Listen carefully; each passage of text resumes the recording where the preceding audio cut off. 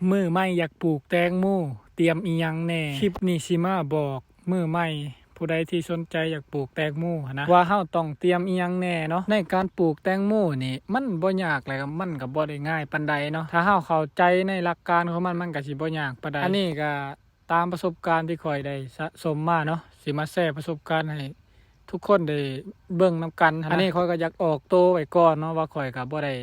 เก่งยังมาแต่ไสเนาะบ่แม่นอาจารย์ดอกแค่อยากมาแชร์ประสบการณ์ที่ข่อยเจอมากับตัวเองนะอยากให้พี่น้องหรือว่ามือใหม่ที่อยากปลูกนะอยากมาแชร์ประสบการณ์สู่กันพังเนาะอะไรก็ดีอยากมาแชร์ประสบการณ์ว่าปลูกมังโม่นี่เฮาควรเตรียมอีหยังแหน่สำหรับมือใหม่อยากปลูกในช่วงตัดต้นข้าวออกนี่เนาะใครก็สิปะให้หน้าว่างหลังคนเปิดคิดแนวนั้นใครก็บ่มีแนวเฮ็ดเพราะว่าอ้าวมื้อนี้ก็สิมาบอกว่าเฮาควรเตรียมหยังแหน่เนาะคลิปนี้เหมาะสำหรับคนที่ยังบ่ทันได้เป็นผู้ใดที่เป็นแล้วหรือว่ายังก็พังไปเนาะเป็นประสบการณ์ว่าค่อยเว้าผิดพลาดตกบกพร่องบ่ใดก็ขอโทษขออภัยอย่างแรกที่เฮาต้องเตรียมในการปลูกแตงโมหนึ่งเลยก็คือเตรียมเงินนั่นแหละทุกคนเด้เพราะเตรียมเงินมันต้องได้ลงทุนเนาะถ้าเฮาบ่ได้ลงทุนเดี๋ยวว่าสิปลูกทิ่มเนี่ยบ่ค่อยได้กินปานใดดอกแรกๆเฮาต้องเตรียมเงินก่อนเนาะเตรียมเงินแล้วก็ไปซื้อปุ๋ยนั่นแหละอย่างแรกมาต่อมาก็ซื้อปุ๋ยก่อนเฮาสิเตรียมเงินเนี่ยเฮาต้องเบิ่งแหล่งน้ำเฮาก่อนได้ปลูกมังโม่ยามแล้งบ่มีน้ำนี่โอ้ยตายเบิดปลูกมังโม่น้ำหม้อก็ได้อยู่มันหักบ่อยากคักปานใดนั้นหน่วยมันก็สำกับปั่นสำยังไปมันผลบ่อยากคักเนาะถ้าว่าผู้ใดอยากปลูกมู่นหมอก็ได้แต่ว่ามันบ่อยากน้อยใหญ่บ่อยากคักปานใดในเมื่อเฮาปลูกบ่คักแล้วเฮาก็สิท้อถอยไปเองเฮ็ดบ่ดีบ่งามบ่เฮาแนมเบิ่งเห็นคู่มือปัดขี้คร้านนำบาดนี่ถ้าเฮ็ดมันงามนะใครแน่อย่างแรกก็คือเงินอย่างที่2ก็คือหาเลาะเตรียมเบิ่งน้ำเฮาว่าน้ำนองบ่หรือว่าน้ำสระหรือว่าน้ำอีหยังก็สามารถพิจารณาเบิ่งเป็นไปได้นี่อยากให้น้ำสระพุ่นแล้วมันคักดีเนาะน้ำสระสิใสๆได้น้ำสระขุ่นๆก็บ่อยากได้เรื่องสิ่งที่ต้องเตรียมต่อมาก็คือไถเตรียมดินเนาะไถตากแดดไว้ประมาณ1 อาทิตย์ประมาณ 5-6 มื้อก็ได้ไถตากแดดไว้เนาะหลังจากที่เฮาไถตากแดดแล้วเฮาก็จะมาปั้นดินเฮาต้องได้จ้างรถเนาะเฮาต้องได้จ้างรถก็จะมาปั้นดินให้ไร่ละเท่าใดก็แล้ว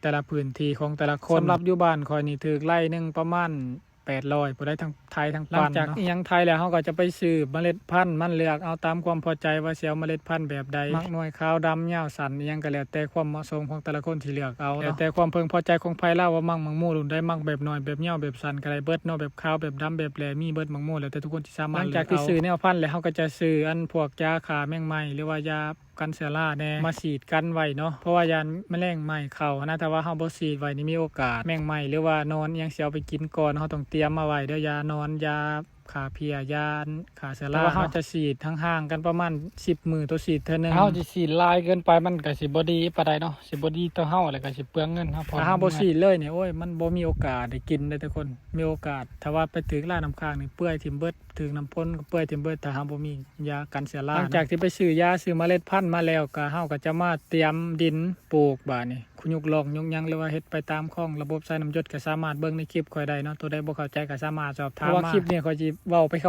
่าวๆก่อนนะว่ามันมีหยังแหน่หลังจากนั้นแล้วเฮาก็จะเตรียมในเมล็ดพันธุ์เจ้าสิเพาะใส่ถาดบ่หรือเจ้าสิกาลงคุมเลยก็แล้วแต่ความเพึงพอใจการเพาะใส่ถาดกับการกาลงดินเลยมันก็มีข้อดีข้อเสียแตกต่างกันไปการกาใส่ถาดนี่เฮ็ดให้มังโม่เฮามันมีความเติบโตใหญ่พร้อมกันนะเฮ็ดให้มังโม่เฮาสุกพร้อมกันเบิดสวนเพราะว่าเฮากาเบี้ยได้เบี้ยมันแบบว่ามันซ้ำกันเบิดนะมันเฮาไปลงแล้วมันก็จะโอเคข้อเสียของการเพาะใส่ถาดก็คือมันสิใหญ่ซ่าน้อยๆนึงนะเพราะว่ามันหากมันไปกระจุกโตอยู่ในเบาถาดน้อยๆนะมันนั่นแหละข้อเสียของมันกับมีเบิดเท่านั้นแล้วมันสิใหญ่ซ่าน้อยๆนึงเนาะแต่ว่ามันได้ความสม่ำเสมอข้อดีของการเอายอดในลงในคุมเลยก็คือมันจะเฮ็ดให้มันใหญ่ไวงามไวเนาะเฮ็ดให้มันห่างเดินสะดวกไปได้ไวยอดเอียงมันก็จะแตกโตไปได้ไวเนาะแต่ว่าเฮาเอาลงใส่คุมเลยนะข้อเสียของมันก็คือมันบ่สม่ำเสมอเนาะลำบอนเกิดงามก่อนลำบอนผัดบ่ทันเกิดลำบอนเกิดใหญ่แล้วนี่นะข้อเสียของมันใหญ่บ่ซ้ำกันเนาะเวลาหมากมันสุกมันก็สุกบ่ซ้ำกันข้อเสียของการเอาลงดินเลยนะข้อเสียของการแบบว่ายอดในเลยนะก็ยอดในลงแปลงเลยนะข้อเสียของมันก็สิบ่มีความสม่ำเสมอบ่ทีนี้แล้วบ่ได้มีหยังแต่ว่าความงามมันสิงามไวกว่าเฮาเอาเพาะใส่ถาดเนาะทุกคนละการเตรียมปลูกมะม่วงก็บ่ได้มีหยังหลายมีแต่ซ้ำนั่นแหละทุกคน1เลยเตรียมเงินเตรียมปุ๋ยเตรียมน้ำเตรียมดินเตรียมเมล็ดพันธุ์เตรียมยาไว้แน่เนาะพอได้ฉีดเวลาฉีดยานี่เวลาเฮาสิเก็บนี่เฮาต้องปะยาประมาณ20-30 มื้อบ่ได้เฮาปะเนาะบ่แม่นว่าสิฉีดประมาณอาทิตย์นึงแล้วไปเก็บนี่บ่ได้เนาะเฮาก็ย่านสมมุติว่าครั้งสุดท้ายปึ๊บนี่ก่อนสิเก็บประมาณ65 มื้อเฮาต้องยาตั้งแต่40 มื้อไว้เลยเนาะ